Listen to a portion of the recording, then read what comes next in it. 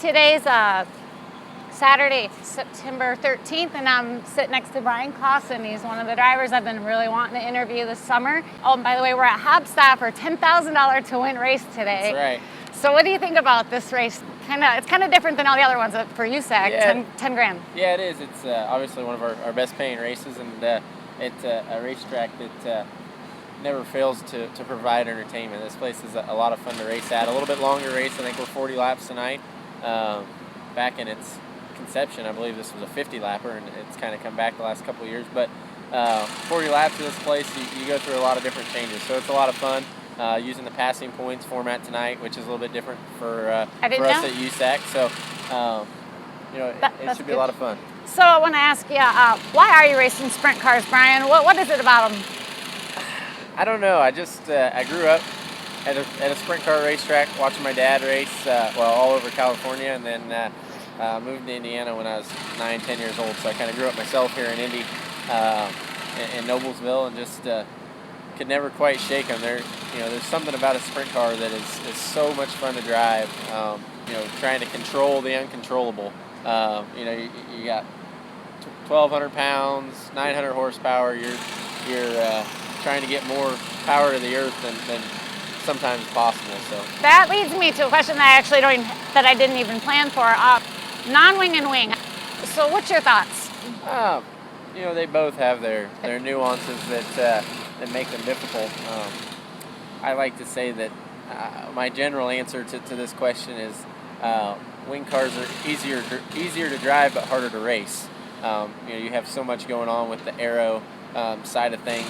A non-wing car, if you're faster than a guy, 9 times out of 10 you can figure out a way around him. Sometimes in a wing car, you'll start running a guy down and kind of hit a wall of what we call bad air, and not be able to overcome that until you catch another group of cars, right?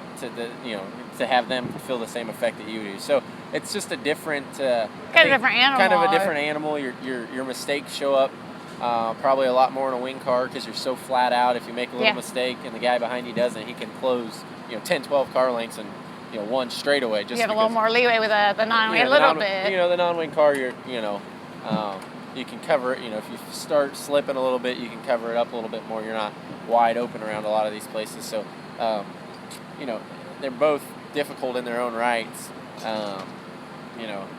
You'll take either one, right? Absolutely. I'm actually, we're going to race, with the Outlaws next week. I've ran, 10, 15 wing races so far this year. Made the Knoxville Nationals, which was really cool. Congrats on that. Yeah, that was a real proud moment from a lot of people. I was excited for you too. So yeah, I don't have a preference. They're both a lot of fun. The wing stuff's new to me, so I'm really enjoying that and trying to, get better. And continue to grow as a race car driver. It's been a lot of fun kind of tackling that. Can you tell me about your first win ever in a race car? Well, my first one ever was probably in a quarter midget, and I'm not sure I can remember it. I heard there's a story about your first win. Does that have to do with passing? He said, ask Bryan about his first win. I don't know if it was a victory lane or something that... Well, I don't... Checker flag, the first checker flag. Do you remember when you were a kid? Well, not when I was little. I do know that for the longest time, I would not pass a race car. So I'm guessing probably my first win came when I first decided to finally pass cars. But that's when I was Where was that at? 5 or 6. I honestly couldn't tell you. My dad could, but I got my first sprint car win. Now I can remember that at Paragon, and I just turned 14. It's a neat little place. It was one of their, it was one of their special shows. We ran normally on a local Saturday night. Everybody runs a feature, but this week it was a normal kind of program, and probably wasn't it was an exciting finish, and there was contact, and was YouTube around back then? No, there wasn't. But it was kind of a cool deal to win at 14. Who's here that was in that race? Do you know anyone? Can you offhand maybe? There's probably a few different guys, but I can't. That's I can't okay. think off the top of my head. I'm getting old. Yeah. I've been doing this for 12 years now. You're so old, Bryan. If you could only race one dirt track in Indiana, this is hypothetical, and you got to take in a lot of considerations. What racetrack would you choose? It's an easy answer for me. If you follow me on Twitter or anything, I'm a big fan of Kokomo Speedway. A firm believer in what they do for and not only giving us what arguably the best racetrack in the country, night in and night out on a weekly basis, but also what they do for our sport in terms of big races. They stepped up the last couple of years and put on big midget races.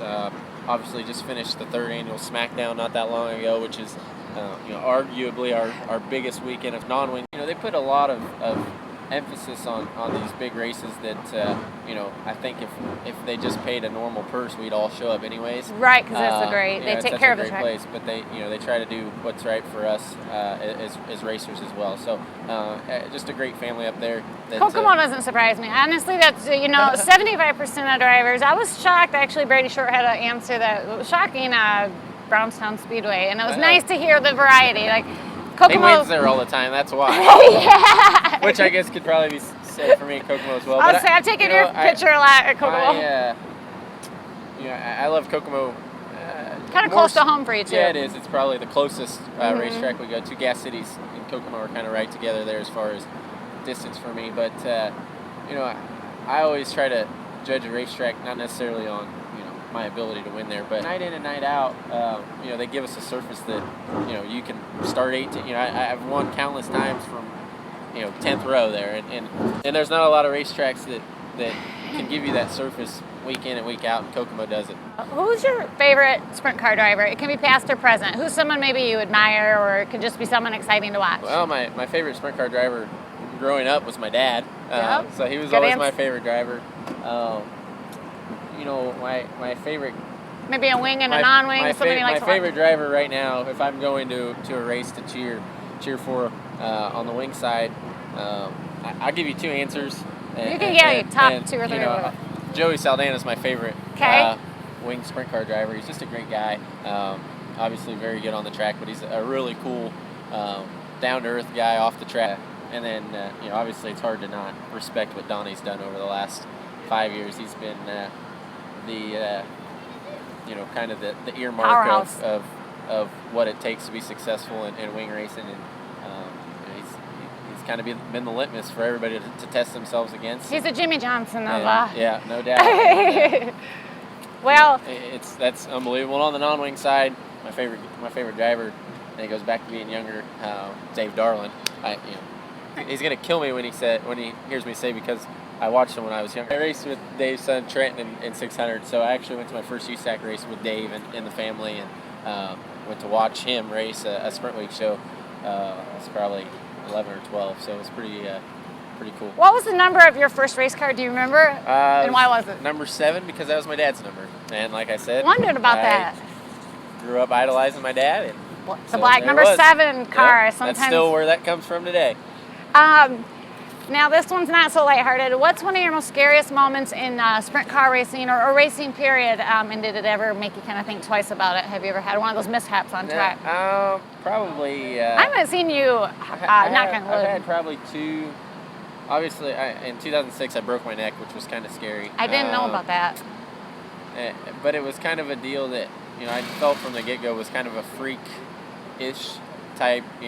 2 cars got together in a manner that wasn't really anybody's fault, just kind of bad timing on a lot of different fronts, and just hit just right. Where was that at? at? Wheatland, Missouri, Lucas Oil Speedway. So, but never really thought about not coming back. It probably made me love the sport more. Right. Sitting out 6 months, and honestly probably made me a better race car driver, because over those 6 months I got to watch a lot of races and study and become better. And do you ever watch YouTube videos for tracks maybe you haven't been to? Absolutely. I do a lot of studying that way. You can't learn everything. Right. But you can watch some stuff and kind of see tendencies of different racetracks and you can watch people that are really good and see what they're doing. So this is a fun one for me to ask you. It's kind of a 2-parter. What's one of your most proudest moments in all of racing that stands out as one of the top 3? And then I'll lead into the second one after you answer. That's tough. That's. I know you've attained a lot, I've had a pretty. You can name off 2 or 3 I've that. been fortunate enough to have a pretty good career. I mean, probably the proudest, the coolest thing in my mind is the Indianapolis 500. That would probably be hands down number 1. What about the first time I ever got to talk to you, January this year? That's gonna be kind of neat. That was Chili Bowl was pretty special. My goodness, you probably Yeah, got a lot. that was, honestly, probably, you know, those are two bucket listers, and obviously anybody that won those will probably have those answers or done that. Right. But probably the coolest thing I'd say personally that I've ever done, well, geez Louise. Excited. We'll go with the first thing that came to mind was winning the sprint car my first sprint car championship in 2012. I ended up missing 4 races. USAC Sprint Car Championship. I missed 4 races for the month of May. I did some different stuff with the lights, cars, and things like that, and really made sure to 2012 I guess was the year I ran the 500. See, I can't remember, but that's okay. but I took the month of May off. And you still won because of all the. And we were able to come back, and we had a phenomenal year, and was able to come back and win the championship. I came down to the last race and went toe-to-toe with Dave for the championship. Really? And we were able to come out on top. So that's probably one of the coolest. And the other thing, just popped in my mind was making the Knoxville Nationals this year. I bet. To go there with really no wing. I'd gone there 3 or 4 times. How many wing races probably times at that time I had probably ran 10 to 12 wing races. My goodness, and then it's totally different, like we were saying earlier. Yeah, and it's a completely different ballgame. So to go there and and there's a lot of the best drivers, and be able to make the show and run respectfully. That was. I was pretty proud of that. Yeah, I was excited just to see it. So that was a very long answer to a very short question. I'm sorry. No, I wanted 2 or 3, anything, that to get those kind of answers out of people. I mean, you might have been asked that a lot of times, but the part 2 question is for this year only, because I've seen you. I don't know. I'm guessing there's a race that you're most proud to win this year. You've had several, but what stands out is something, and I'm guessing to give you help, Terre Haute, because I heard that you're excited. Yeah. It was the most excited I probably had seen you in victory lane. Terre Haute was pretty special because it was the last track in Indiana you had won it. Yeah, I and then a Father's Day Kokomo race you won. I thought that was kind of cool just because it was Father's Day. It was my birthday too. And your birthday, yeah. It was my birthday too. But no, Terre Haute was probably the most personally satisfying. It's a place that. I was right. I'd had some trouble at. It's not that I was always bad there. Just never could quite get it done. And silly as it sounds, I felt like it was a place that I might not ever win at. And I felt like I've been trying for 10 years and was finally able to get it done. And to be Indiana Sprint Week, was really kind of catalyst to a second Sprint Week title. If Brian's car was broke today, I said, your car's out of order, it's not working. And for this race tonight, 10 grand to win, he can go and get in any one of these USAC 410 non-wing sprint cars. I want to know, which car would you go in and strap in? Probably a predictable answer. And I don't probably know. Be next door, Mike Dutcher's 37 car, mainly because we won the championship together in 2012. We always felt comfortable winning a couple races here with him. So if we were trying to run for 10K at Hopstad tonight and I couldn't run my Tony Stewart Racing 20 car, that would probably be the first phone call I'd make.